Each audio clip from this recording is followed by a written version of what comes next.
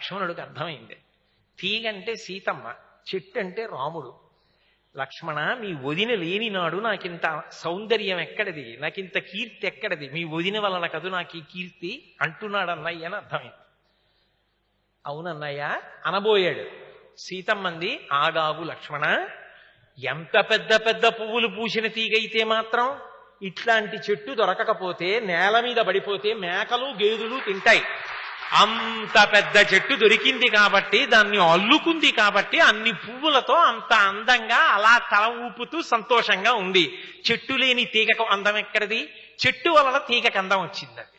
అంటే రాముడు లాంటి భర్త లభించాడు కాబట్టి నేను సంతోషంగా ఉన్నానంది సీతమ్మ. రాముడు అన్నాడు, తీగ లేని చెట్టుకు అందం లేదు. నిజమేనా లక్ష్మణ అన్నాడు. చెట్టు లేని తీగకు అందం లేదు. అవునా లక్ష్మణ అన్నాడు. అమ్మ నాయనో ఇదెక్కడ గొడవ అనుకున్నాడు. అనుకున్న ఆయన అన్నాడు, చెట్టు వలన తీగకో తీగ వలన చెట్టుకో నాకు తెలియదు, కానీ ఇంత గొప్ప పువ్వులతో ఉన్న ఈ తీగ అల్లుకున్న చెట్టు కింద బడలిక తీర్చుకుంటున్న బాటసారినైన నాది అదృష్టం అన్నాడు. మీలాంటి అన్నా వదిలను అనుగమించి వచ్చినటువంటి భక్తుండైనటువంటి మరిదిని లక్ష్మణస్వామిని నేను అయ్యుండడం నా అదృష్ట విశేషం అన్నాడు. వాల్మీకి రామాయణం కాదు. ఆ శ్లోకాన్ని అనుసంధానం చేసి వేరొక రామాయణంలో చెప్పిన విషయాన్ని ఉటంకించాను. కాబట్టి అలా ఉండాలి దంపతులంటే. అనుకలతనుకాండాలింగనారంభ శుంభత్ ప్రతిదిశ భుజశాఖా శ్రీ సఖానోకహర్ది స్థననయన గుళుచ్ఛస్పార పుష్పద్విరీఫ రచయితు మయిలక్ష్మీ కల్పవల్లీ కటాక్షాం యద్భ్రూభంగా ప్రమాణం స్థిరచర రచనా తారతం జే మురారే వేదాంతాహ తత్వచింతాంబురభిదురసి యత్పాద చిహ్నైత్తరంతి భోగోపోద్ఘాతకైలీ చులికిత భగవత్వైశ్వరూప్యానుభావ సానశ్రీ అస్పృణీతాం అమృతలహరి ధీలంగనీయై అపాంగై అని 100 కవచములు కట్టుకున్నటువంటి విష్ణువు దగ్గరికి వెళ్ళి లక్ష్మీదేవిని స్తోత్రం చేస్తుంటే ఆయన కవచములు పిట్లిపోతాయిట. ఎందుకని అంటే, అబ్బా మా ఆవిడ గురించి చెప్తున్నాడని పొంగిపోతే కవచాలు పగిలిపోయేట. ఆయన దగ్గర ఆవిడ్ని చెప్తే, ఆవిడ దగ్గరికి వెళ్ళి లక్ష్మీం క్షీరసముద్రనాజతనయాం అన్నారు అనుకోండి, వీడెవడరా నా పుట్టింటి గురించి చెప్తున్నాడు, ముందు మా ఆయనతో సంబంధం చెప్పకుండా అంటుందిట. శ్రీరంగధామేశ్వరీం అంటుంది. అప్పుడు శ్రీరంగధామేశ్వరీం, శ్రీరంగంలో ఉన్నటువంటి ఆ రంగనాథుని యొక్క వక్షస్థలమునందు అధివసించి ఉంటావమ్మా. ఈశానాం జగతోస్య వెంకటపతే విష్ణోః పరాం ప్రేయసీం తద్వక్షస్థల నిత్యమాసరసికాం తక్షాంతి సంవర్ధినీం పద్మాలంకృత పాణిపల్లవయుగాం పద్మాసనస్తాం శ్రియం వాత్సల్యాది గుణోజ్వలాం భగవతీం వందే జగన్మాతరం. వధూవరుల్ని లక్ష్మీనారాయణులుగా సంభావన చేస్తారు. అందుకే వరుడు నడిచొస్తాడు తప్ప వధువుని మాత్రం బుట్టలో తీసుకొస్తారు. బుట్ట అంటే నిజంగా బుట్ట కాదు, పద్మాకారంలో ఉండాలి బుట్ట. ఆయన నారాయణుడు, ఆమె లక్ష్మి. ఆడపిల్ల అంటారు తెలుగులో. ఆడ అంటే అక్కడ నారాయణుణ్ణి వెతుక్కుంటూ వెళ్ళిపోతుంది. ఇక్కడ పుట్టింది. ఎందుకు పుట్టింది? నన్ను ధరింప చేయడానికి ఇక్కడ పుట్టింది. ఇక్కడ పుట్టి మళ్ళీ నారాయణుడి దగ్గరికి వెళ్ళిపోతుంది. నిత్యానపాయని, ఆయనని విడిచి నా దగ్గర ఉండదు. కానీ నాకు పిల్ల అయి నన్ను తరింప చేస్తోంది. వీరభద్ర విజయంలో పోతన గారు హిమవంతుడి చేత అనిపిస్తారు, గిరులలో నన్నొక్క గిరినైన నా పేరు వెలయ చేసి తిట్లు ఇందువదన నీకు తండ్రినైతి నాకింత చాలదే ఇది మహాద్భుతంబు ఇందువదన అంటాడు. పార్వతీదేవిని చూసి హిమవంతుడు, అమ్మా ఏముందమ్మా, 10 కొండల్లో నేను ఒక కొండ అయితేనే నా పేరు చిరస్థాయిగా నిలబడిపోయింది. ఎందుకని?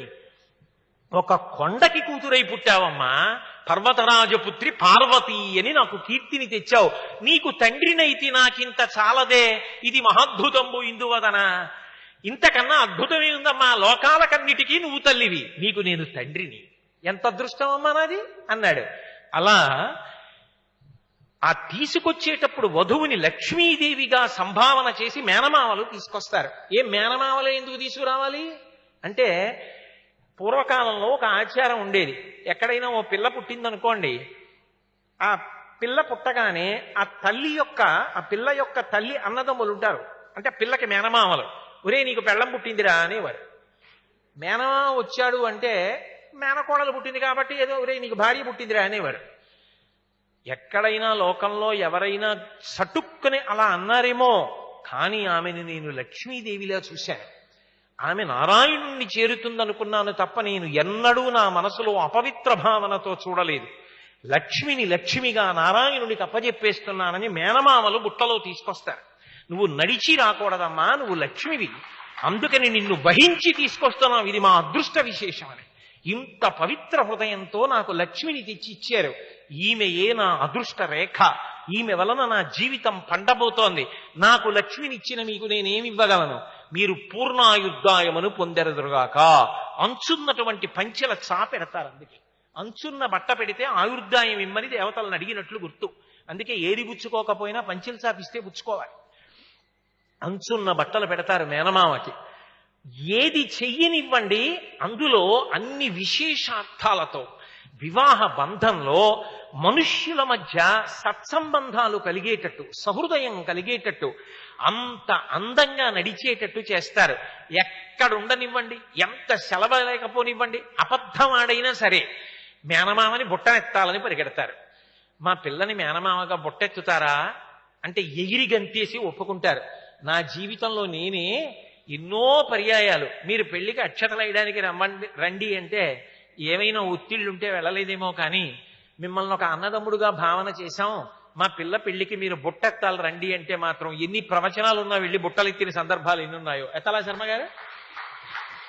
మేనమామ అంటే ఆ హోదా వేరు, లక్ష్మీదేవిని నారాయణుడికి తీసుకెళ్లి అప్పజెప్పడం వేరు, అదొక గొప్ప సంతోషం. కాబట్టి అందులో అంత అద్భుతం. ఆ జీలకర్ర బెల్లం అందుకు పెట్టిస్తారు. ఇన్నని చెప్పను నేను. వివాహ క్రతువులో ఉండేటటువంటి అంగముల గురించి చెప్తే దానికి అంతుంటుందా? లాజహోమం చేయిస్తారు. ఆ లాజహోమం చేయించినప్పుడు బావమరిది అంటే పెళ్లి కూతురుడి యొక్క అన్నదమ్ముడు వచ్చి ఆమె దోసిట్లో పేలాలు పోయించి హోమం చేయిస్తాడు బావగారి ఆయుర్దాయం కోసం. అందుకే లాజలు అంటే పేలాలు. పేలాలు మంగళద్రవ్యం. అవి ఎక్కడన్నా కనబడితే ప్రదక్షిణంగా వెళ్ళమని రామాయణంలో. అంత మంగళద్రవ్యాన్ని అక్క చెల్లెలు దోసిట్లో పోసి హోమం చేయిస్తాడు బావగారి ఆయుర్దాయం కోసం. అందుకే బావమరిది బ్రతకగూడుతాడు అని ఒక సామెత లోకంలో. ఎంత గొప్ప అనుబంధాలండి, ఎంత గొప్ప విశేషమండి, ఎంత అందంగా తీసుకొచ్చారు వివాహ క్రతువు. ఆడపిల్ల యొక్క గోత్రాన్ని, ఆడపిల్ల ఇంటి పేరుని విడిచిపెట్టేసి చిటికిన వేలు పట్టుకుని భర్తతో వెళ్ళిపోతుంది.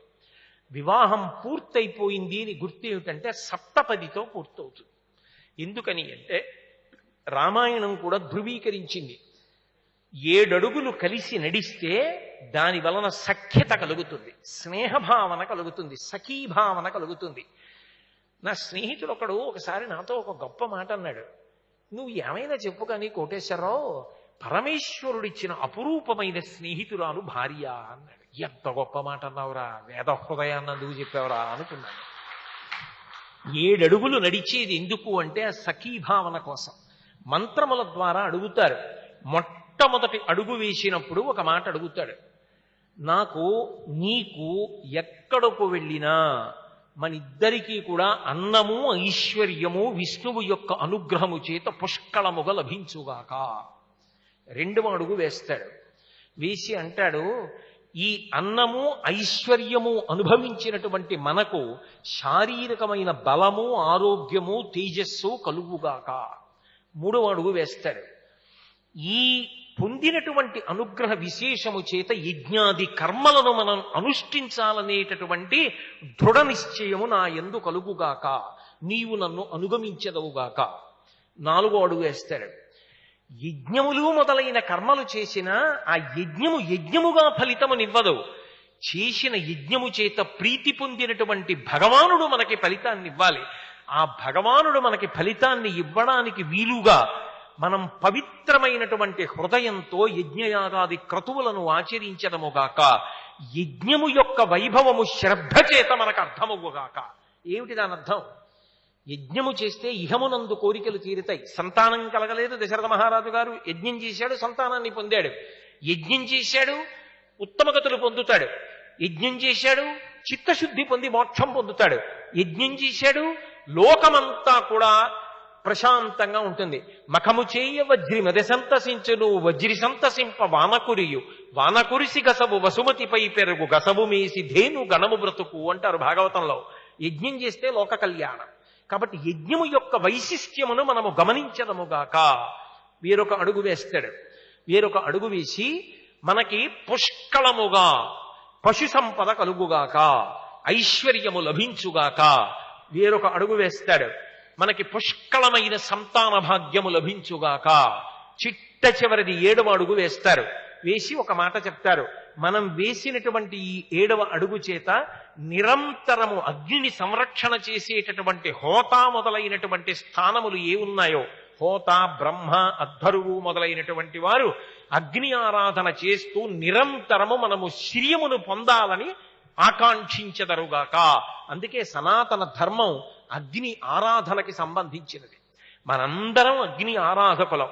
ఆఖరికి భార్య కూడా అన్నం వండేసిన తరువాత గిన్నె దింపేసి అమంత్రకంగా నీటి అన్నం కొద్దిగా తీసి పొయ్యిలో వేసి పొయ్యి నిధనం చేస్తారు. మా చిన్నతనంలో కట్టెల పొయ్యిలు నాకు బాగా గుర్తు. మా అమ్మగారు అన్నం కొద్దిగా తీసి నీటిలో ముంచి వేసి కట్టెలు కిందకి జార్చేది. అప్పుడు కానీ పొయ్యి పూర్తి చేసేవారు కాదు. అమంత్రకంగా వేస్తుంది స్త్రీ. పురుషుడైతే స్వాహాకారంతో వేస్తారు. అగ్ని ఆరాధనతో మొదలుపెట్టి శ్రియమిచ్చేత్ హుతాశన, చిట్ట చివరికి అగ్ని ఆరాధన చేసి చేసి చేసి చేసి శరీరం పడిపోతే కొడుకు ఈయన బ్రతికున్నంత